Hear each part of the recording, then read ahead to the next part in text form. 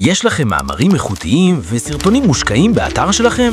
אבל שמתם לב שכל החומר האדיר הזה הוא בעצם בור שחור?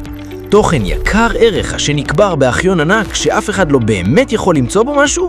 אז אולי הגיע הזמן שתפסיקו לשפוך תוכן בצורה שאף אחד לא יכול באמת למצוא משהו כך. מה אם במקום להמשיך לשפוך תוכן לבור הזה, תהפכו אותו למנוע חיפוש חכם?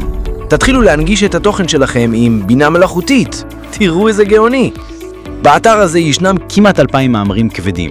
בואו נחפש למשל, האם הארכיאולוגיה מחזקת או סותרת את התנ"ך? כמה שניות, והצ'אט סורק דרך בינה מלאכותית את כל המאמרים, ומחליט על מספר מקטעים מתוכם שיכולים להיות בסיס לתשובה מנומקת לשאלה. והנה הקסם, תשובה מבוססת לגמרי במאמרים שלכם, עם הפניה לפסקה ולמאמר הרלוונטי להמשך העמקה. אבל זה לא נגמר כאן, תראו אתר זה, 50,000 הרצאות וידאו, כמות מטורפת. בואו נחפש למשל, כיצד לשמור על זוגיות תקינה. והנה כאן נקבל לא רק את הפסקה, אלא גם נגן המכוון בדיוק בזמן שמדבר על נושא זה מתוך ההרצאה שנמצאה על ידי הבינה המלאכותית. מדהים, נכון?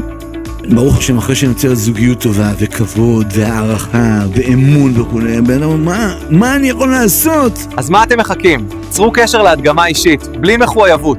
תתפלאו באיזה מחיר ומהירות ניתן להנגיש את כל התוכן שלכם.